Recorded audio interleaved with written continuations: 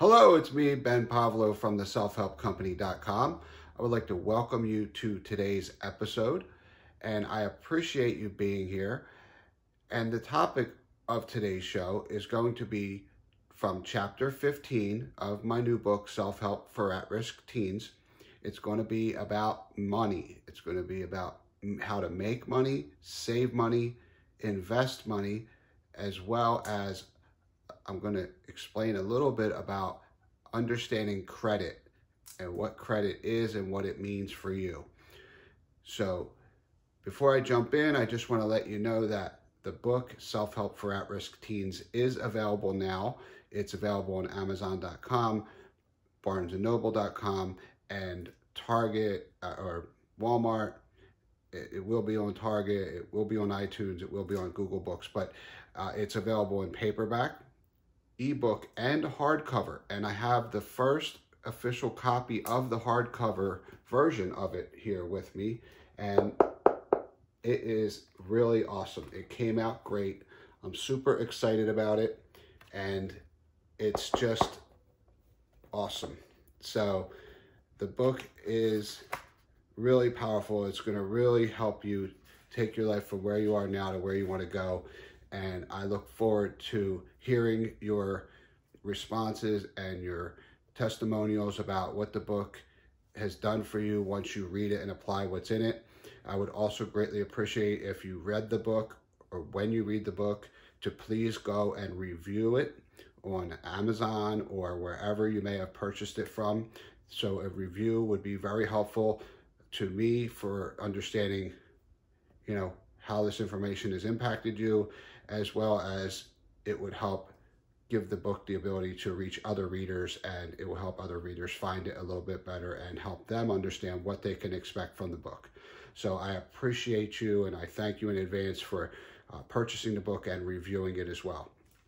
So we're going to jump right into the money topic.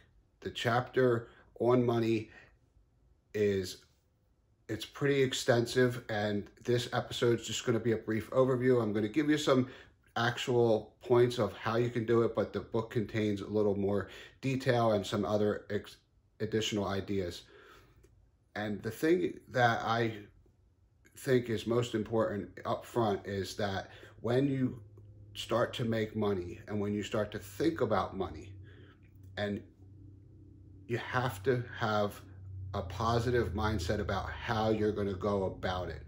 And what I mean by that is you may be tempted to do something illegal, break the law in one way or another to earn money. And the reason why I say this is because this is how I made my money when I was a teenager. Almost all of the money I made as a teenager was done in some illegal way, one way or another. Now, I did get my working papers at the age of 13, and I had a summer job. I had a few summer jobs, and I had a few other jobs, but in my mind, it wasn't enough. So I went out and tried to do more, and that ultimately may have made me a couple dollars, but it also got me in a lot of trouble. And stealing things is what got me sent to juvenile detention. So I want you to understand up front that it's important for you to know that breaking the law for money is not worth it. And there are many other ways that you can earn money legally, and that is why I'm sharing this information with you, because I want to open your minds to new ideas and new possibilities. Now, I mentioned working papers because that's what they're called when you become old enough to legally work and pay taxes on the money you earn. And depending on where you live is going to depend on how old you need to be, but it's generally around 13. And I believe that's what it was when I was 13 in the state of Pennsylvania. That's when I was able to legally get what's called working papers. That's what gave me the ability to get a summer job through the Boys and Girls Club. The Boys and Girls Clubs of America have all kinds of summer job opportunities where they connect you with local businesses. They also offer camp counseling type jobs, but they got me jobs doing I worked as a landscaper at a local cemetery. I also worked at a coffee factory, sweeping up beans underneath the machines. All my friends, we all did it, and it didn't pay a lot of money, but it was honest money. Now, the other jobs I had when I was a teenager, especially like a young teenager, 14 years old, I was setting up bowling pins. And that was a cash pay kind of a deal, but it was legal. And there are a lot of opportunities that you just may not be thinking about. And that's what I'm going to do today, is just kind of give you an idea of how you can make your money legally. And if you're old enough to get working papers, I suggest that you do it. And you can do this by just nowadays simply looking it up on the computer, type in the name of the city you live in, the town, and what the requirements are, and go ahead and get it, because that's what's going to get you started on a legal path of having real, legitimate, tax-paying job opportunities. There are going to be other opportunities that you might get that pay cash, where if you work for a friend's parent who owns a business and they want to pay you in cash, them opportunities will come, and they're totally acceptable, especially when you're a young person and your opportunities are limited. But you got to remember that for the big picture, you want to be a taxpayer, you want to pay taxes on the money you earn, and these are some of the basic ways is to get your working papers and be legit. So first thing I know is you will need a copy of your Social Security card and most likely your birth certificate to prove who you are when applying for the working papers. So if you don't have them or don't know where they might be, ask the adult in your life if they have a copy of these documents, because you will need them. And if you don't have them now, you can apply to get a birth certificate and a Social Security card. As you get older and as you get different jobs, a Social Security number is your taxpayer ID number. That's something you should know by heart. You should be able to memorize your Social Security number. If you ever apply for a job anywhere, you're going to most likely be asked that question, what is your Social Security number? So you want to know that. That is something that you should commit to memory, but you should also have your card somewhere in a safe place, so you have access to that and a birth certificate. The other thing you're going to want to get is some form of an identification. If you're not old enough to get a driver's license, you can get a non-driver's license, and you want to have that, because anyone who's going to hire you and pay you money wants to make sure they know who you are.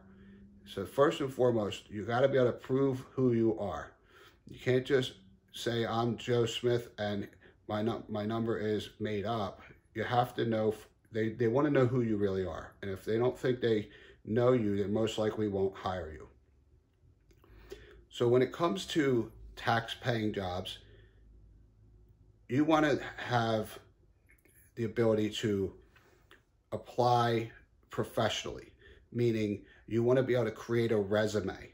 A resume is a copy of your work history. It's a copy of your skills, your references, people who can attest to who you are and your abilities and your qualities as a person. They're called your references. You also want to have your education history, where you went to school and things like that. These are all questions that you're going to get asked most likely on the job application anyway, so you want to know these things. So you want to kind of keep a list so you can be consistent when you're filling out applications.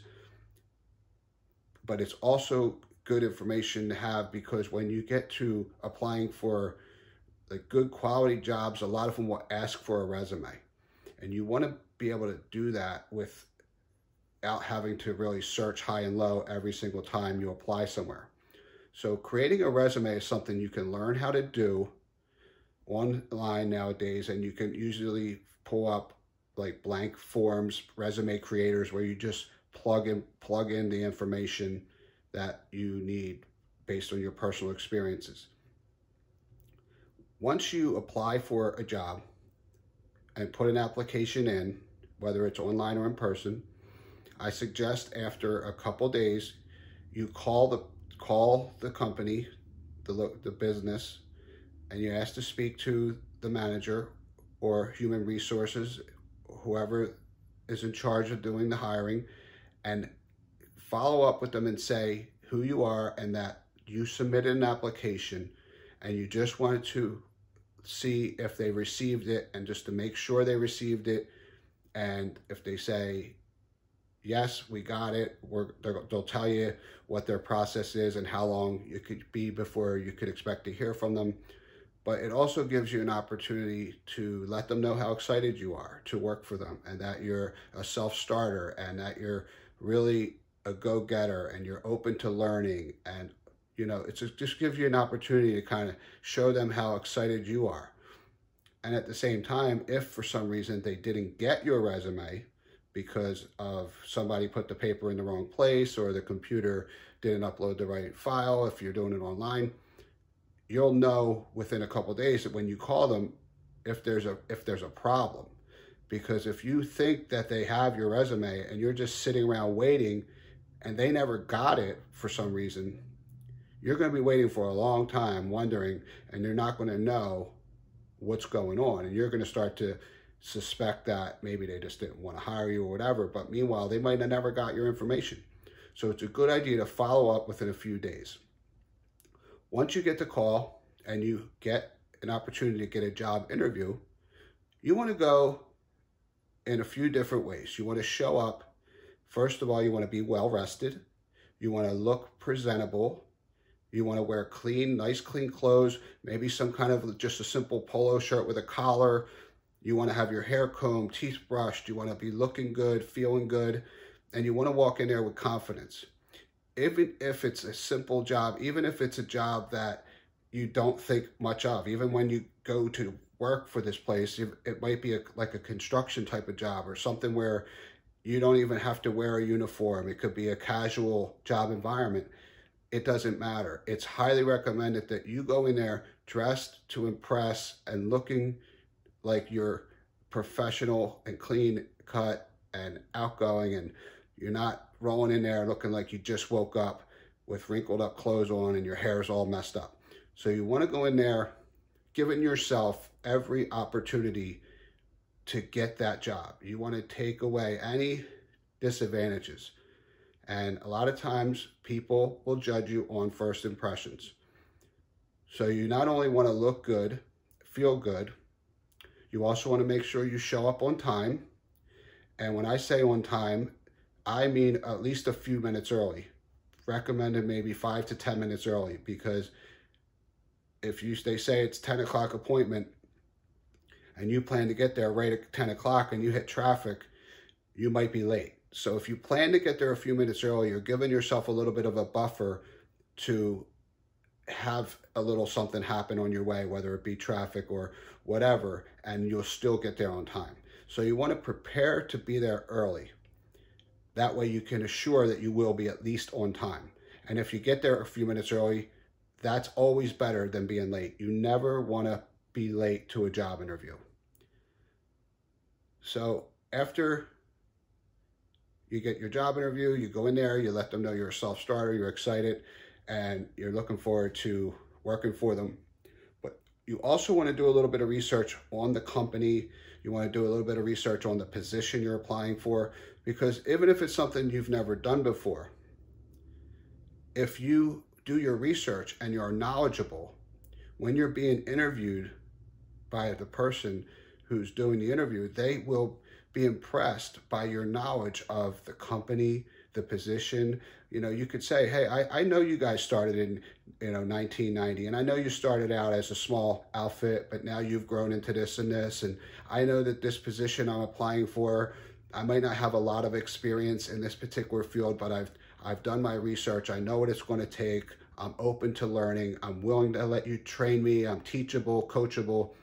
And this is going to go a long way, because a lot of times certain positions, people don't want you to already have bad habits, or previous experience might be actually a bad thing in certain cases, because they might think you already have negative habits and you might want to do things your way. So a lot of companies want you to do it their way, and you want you to be open to learning how to do new things. So this was the first way that I suggest you go out and make money, which is full-blown legal tax-paying, over the table, or they call it over the counter, because then there's under the counter, there's under the table, which is where you don't get taxes taken out of your check and you might get paid in cash. Now that's okay if that's all you can get, but starting out as a taxpayer is a great thing, because as you grow older, your Social Security is what, when you get older, say you get to retirement age, you will hopefully get a Social Security check. That check is based on the amount of taxes you've paid throughout your life. So the earlier you start paying into your taxes, the bigger your Social Security benefits will be when you get to retirement age. And your goal should be to eventually retire. You do not want to work your whole life. And when you retire, you want to be sure that you have income coming in that you do not have to work for. So I'll touch more on that in the investments part that I'm going to talk about. But the first way you can be investing in your future is by paying taxes. And that's by having a tax-paying job.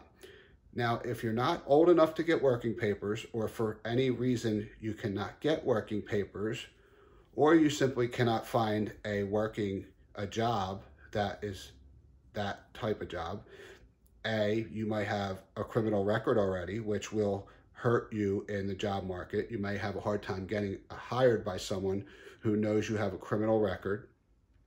So if for whatever reason you can't get a tax-paying job, you might have to work and get paid under the table, which is getting paid in cash. And the way you might do that is working for, let's say you're a babysitter. Let's say you wash cars, you could cut grass. You could easily make money helping around the neighborhood or doing small odd jobs where people might be willing to pay you cash for a service. So this is another way where you could start to think outside the box as far as trading your time for money, where it's you're babysitting for $10 an hour, or you might cut a certain person's lawn every week for $20. These are all great ways that you can make money right away. Now, there's other ways where if you live in a seasonal area, let's say you live in a cold place that has a lot of snow, you could shovel snow. You could work for a lot of companies that are where I grew up. A lot of the people who own roofing companies also shoveled snow or plowed snow or put salt out or whatever. So they were always looking for people to work for cash on the days that it snowed. So you could always start to think of, when snow comes, to contact roofing companies who might be looking for temporary help. So this is only a seasonal thing, and it's only a per job thing. But if you live in a place that gets a lot of snow, you might be able to work pretty steady through the winter, and it could pay really well. And there's a lot of opportunity in that way. Then if you live, let's say, in a seasonal place where it's more of a summer environment a lot, like in Florida, where I used to live, there would be the palm leaves were always falling. Grass always needed to be cut. So landscaping was a very big business, and that is often a place where you can make money for under the table cash. So contacting landscaping companies, because they're always looking for help. You could always look at things like swimming pools. You could become a lifeguard. Again, babysitter, daycare. A lot of people need child care services. If you're a trustworthy person and that people can trust you in their house, you could be a babysitter, but you could also be a pet sitter. Say, for example, there are services now that allow you to go to someone's house and take care of their pets while they're on vacation. You might also just walk people's dogs. There are all kinds of ways that if you just think outside the box and be willing to work, you can make money. So try to get the mindset of you're willing to work hard, because the harder you work, the more you'll make. But I also encourage you to work smart. So some of the other things you can do that are not as physical are more of the computer type work, where you can work as a, say, what's called a freelancer. So if you're good with the computer, and let's just say you're good with Photoshop, or you're good with video editing, you could offer your services of editing videos for people, or you could offer your services of using Photoshop to create, let's say, book covers or website graphics. There are a lot of websites out there that you can become a freelancer, and it's an organized system where people go. Well, I've used it in the past for several things I've needed done. There's Fiverr, there's Upwork, and there's a whole bunch of other websites that you can apply to offer your services to people all around the world. So this applies to if you want to be an editor. If you're good at writing and you're good at editing, you could be an editor. You could build websites. You could do all kinds of things on the computer that will give you the ability to earn money. You could become someone who creates mobile apps, like we talked about in the technology chapter. Again, building websites, creating graphics, all these things that are online. You could create video games like we talked about in the technology chapter. These are all ways that if you invest some time, a lot of this is more of a time investment than a money investment, but it will pay you. And when you work this way, you may not be trading your time for money on an hourly basis, but you'll be trading it per job. So instead of thinking about making $10 per hour, you might want to focus on how much you would make per job. So say it might take you 10 hours to create a promotional video for somebody, but it might make you $100. Well, if you do one of them every day, that's $500 a week. That's $2,000 a month if you even take the weekends off. So these are just ideas, but they're actually things you can do. This is like realistic stuff. And the more you get better at something, the more you're worth and your services are worth. And I've done this in the past. I've created websites for people. I've also helped people set up different website systems. And the more valuable you become, the more sought after you become, and the more other people refer you out to other friends. And as you get better, you get more business. So be patient in the beginning when you're learning something new or you're figuring out how to put yourself out there. Everything is a learning curve. So start slow, be patient, do your research, start to learn. When it comes to finding jobs and things, you got to start to think outside the box of where these people might be, the type of work you want to do. You don't want to settle for stuff you're going to be miserable at. You want to find something that you can at least like and enjoy and get excited about. So again, just personal development, reading, learning, investigating, researching. These are all tied together with making money, because everything you do, you want to become better at and more knowledgeable. You don't want to just get a job and then become complacent. You want to continue to improve on your skills so you become more valuable. Now I want to move a little bit on to saving money, because once you earn money, you want to be able to save some money so you have a significant amount of money when you need it to make a big purchase. The best way to save money is to have a bank account. And I actually recommend you have technically 2 bank accounts, because you want to have one checking account and you want to have one savings account, which are often tied together. And when you get paid, you want to have, your check, if you're getting paid through a check, direct deposited into your bank account. And if you're getting paid in cash, you want to take that cash and put it right in the bank. I'd suggest that you at least put half in the checking and half in the savings. Then you can live off of the checking account, which is your daily expenses of food and travel expenses or whatever other odds and ends, but you're always putting a certain amount in a savings account. And the reason why I suggest you using a bank account and not just putting this money under your mattress is because when it's in the bank, it's out of sight. And out of sight, out of mind. That means if you don't have it in your hand, you won't be as tempted to spend it. So I want you to understand the importance of this, because if you spend every dollar you ever make, you're never going to be able to have any real money to fall back on.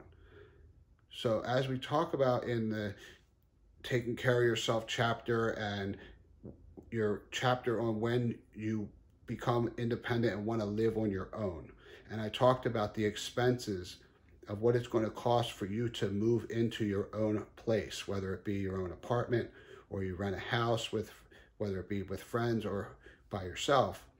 There's a significant amount of money that's going to be required up front to move out and live on your own. I'm not going to go through the whole thing because I already talked about it, but you're usually looking at least a month up front in rent, oftentimes first, last, and a month's security, plus the expense of getting your utilities turned on. Sometimes they often require a deposit. So anyway, there is a significant amount of money you need up front to move into a place of your own. This could be anywhere from $500 to $1,000 and maybe even more than that. So if you only make a few $100s a week, you need to be able to put a little bit aside so when the day comes, you'll have $1,000 or $2,000 or $3,000 in a bank account. Because when the day comes, you need to get a new place to live, you're going to need to have that money ready. You can't then go out and try to work week to week to try to earn that money, because it's going to be almost impossible. And that's when you might be tempted to do something illegal to try to make a bigger amount of money faster. And that's when you're going to find yourself getting in trouble. So by saving and having a bank account with a savings account where you're actually building up money before you need it, you'll be ready when the time comes.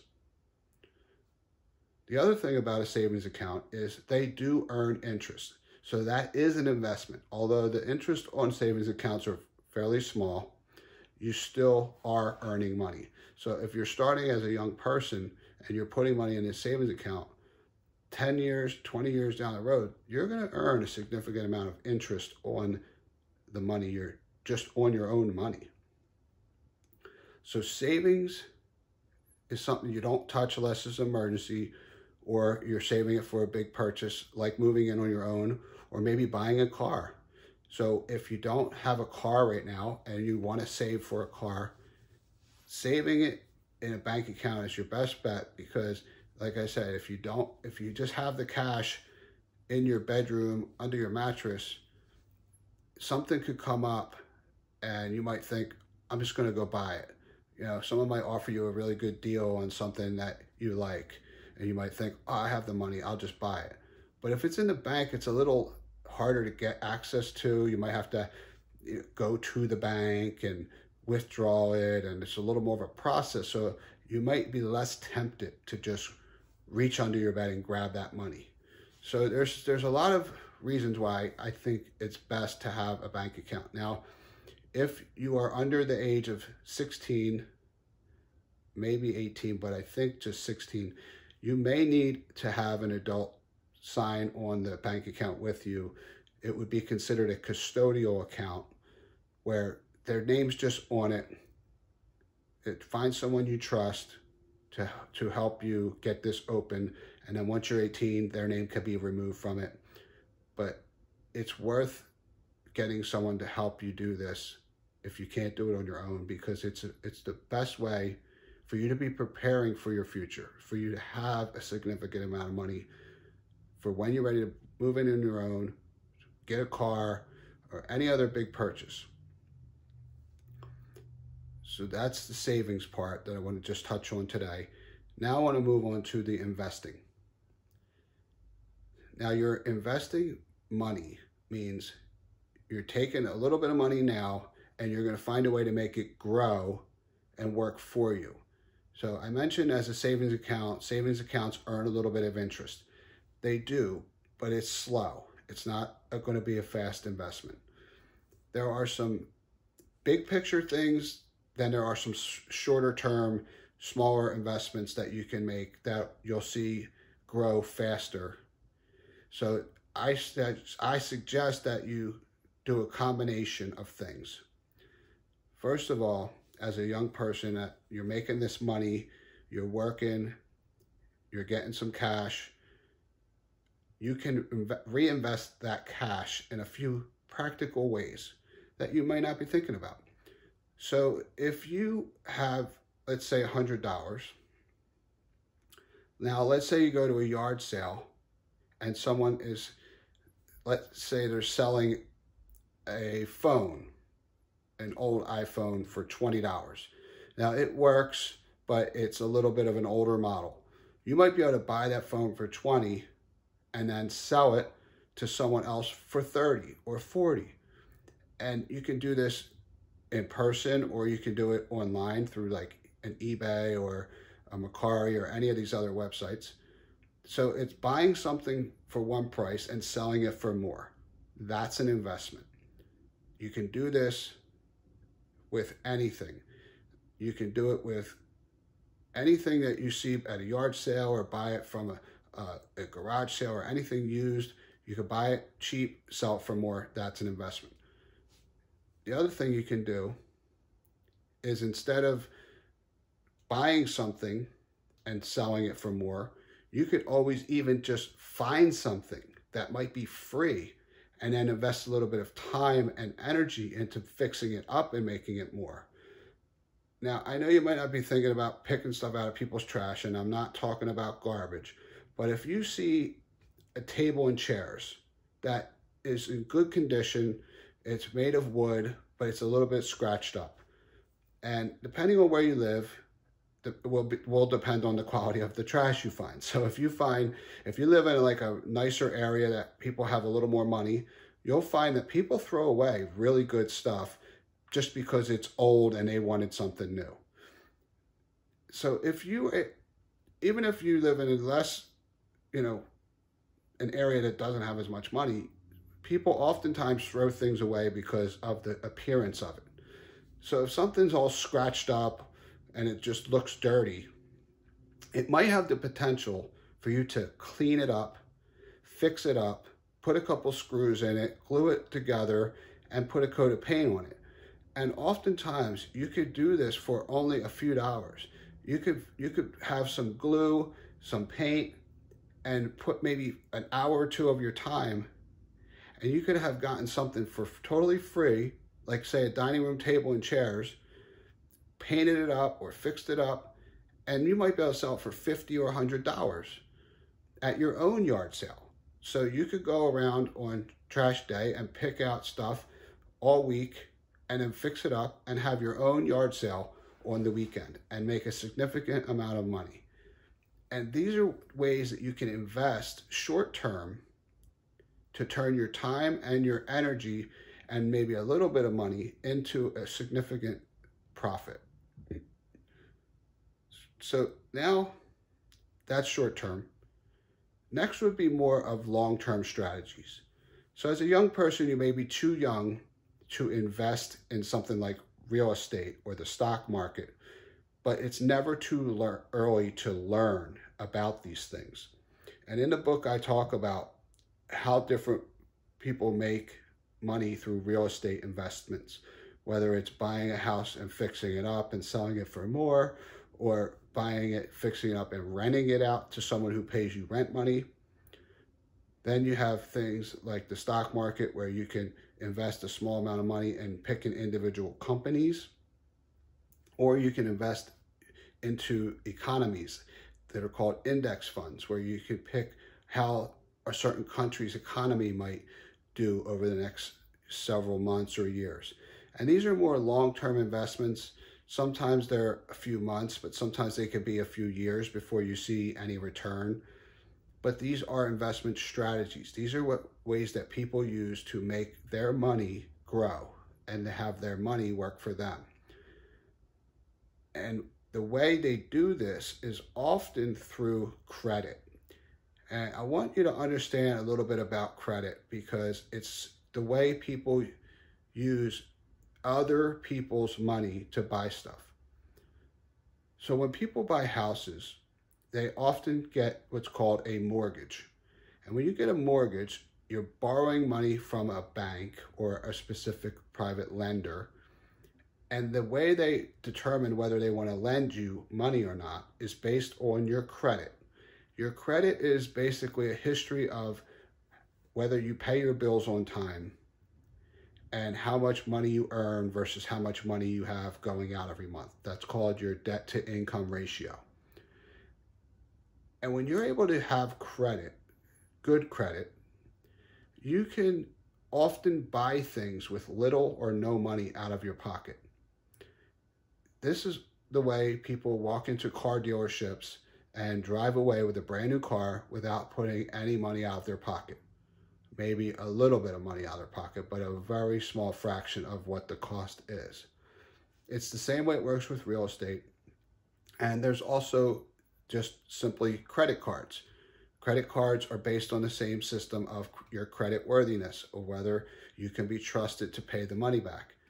So if you get a credit card and the balance and the limit of the credit card, let's just say is $2,000, you can go out and spend $2,000 on that card without paying the $2,000 back right away. You can pay it over the course of time.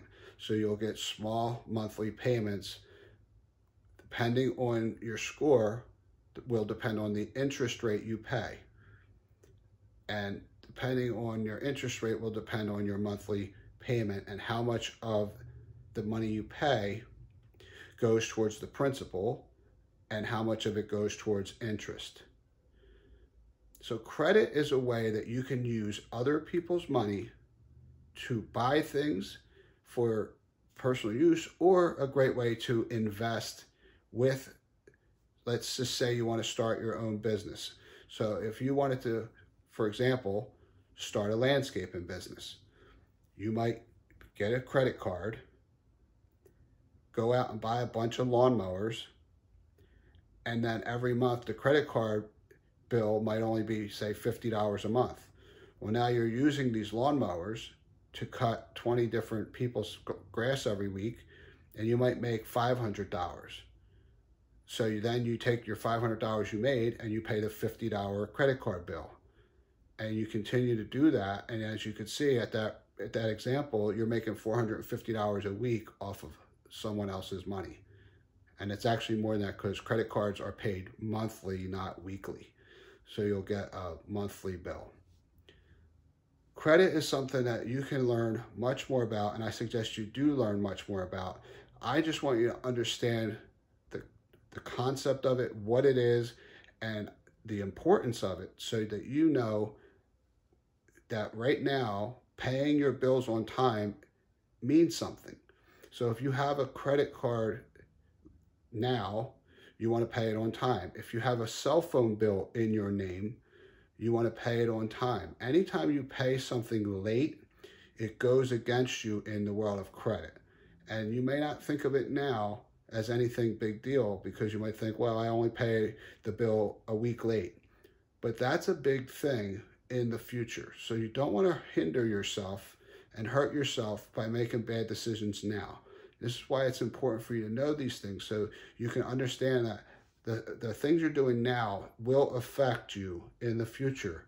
And you don't want to make these early mistakes, because bad credit is very hard to fix. If you start out wrong and doing bad things with your money, as far as paying bills late or not paying them at all and becoming delinquent on your bills, these will have a very negative effect on your credit. And when it comes time to you actually needing to use it for something important, you won't be able to, because there's good credit and there's bad credit. There's also such thing as not having any credit at all, which is if you've never had a bill in your name and you never applied for a utility or a cell phone or anything that requires a credit check, you're never going to build credit. So in the event that you don't have credit, you're often going to need what's called a cosigner. This is somebody who has good credit who's willing to vouch for you. And then both of your names go on that particular account, and then you pay it. And if you don't pay it, the cosigner gets held accountable. So if you ever do get a cosigner for anything, you want to make sure you do your best to make sure you pay it on time and honor and respect the person who was willing to cosign for you, because if you default, it affects them. So I hope this was helpful in just giving you an idea of some of the things that you can be doing based around money right now. Of course, I always suggest that you go out and do more research on these particular topics. I do go a little deeper into them in the book, but you can never learn enough. There are whole books written on each and every one of the things I mentioned, and the resources are endless. So if it's real estate you're excited about, stock market, maybe you can get excited about, you can learn so much more by just doing some simple research, reading full-on books about these topics, and just getting excited about doing things the right way, understanding you're in it for the long term. Don't get tempted by the short, quick money, the get-rich-quick schemes, the fast money ways of doing things, because they're often going to hurt you in the long run. You don't want to get yourself caught up and getting yourself in trouble for money. Money might seem important, but it's not that important. So please be smart with your money, be smart with your decisions and the way you make your money. And if there's anything I can do personally to help you, please send me an email, comment on my videos, comment on any of my social media, or even on my blog posts. If you're listening to my podcast, you could please like the podcast, subscribe to it so you can be notified when new episodes are released, because as I said before, this first 16 to 20 episodes, I'm touching on each thing in the chapters, but I'm going to start to dive deeper into individual topics. So when it comes to making money, I'm going to dive much deeper into these topics in future episodes. So subscribe to the podcast, like the videos, subscribe to my YouTube channel, and please keep in touch and let me know what you're interested in learning more about so I can create content for you specifically based on what you want to learn. So thank you again for supporting this podcast. Thank you again for supporting the book. Please go learn more about it and check it out. The Self-Help for At-Risk Teens book is now on Amazon. It's on Barnes & Noble. It's wherever you buy books. So please go check it out. Review the book, rate the podcast. Anything else you can do to help support me, the book, and the show, I really would appreciate it. But it's about you. At the end of the day, I've created this content for you. This book will change your life if you read it and apply what you learn. This is your roadmap. Go out and get it, apply it. Let me know how it's improved the quality of your life. And I look forward to creating the next episode for you, which is the final chapter of the book, which is a full-blown personal development, self-help chapter of all the strategies I've mentioned throughout the book, tied together with the addition of a lot of really powerful techniques and tactics that entrepreneurs, business owners, and leaders of all industries use every day in their lives. And I want to give you these secrets. I want to level the playing field so that you, the young, inspiring teenager, can use these same techniques that industry leaders around the world are using. I want to give you the ability to take advantage of some of the things that no one else teaches young people. This is taught all around the world to adults, but for some reason, no one has, in my knowledge, really taken the time to teach it to young people.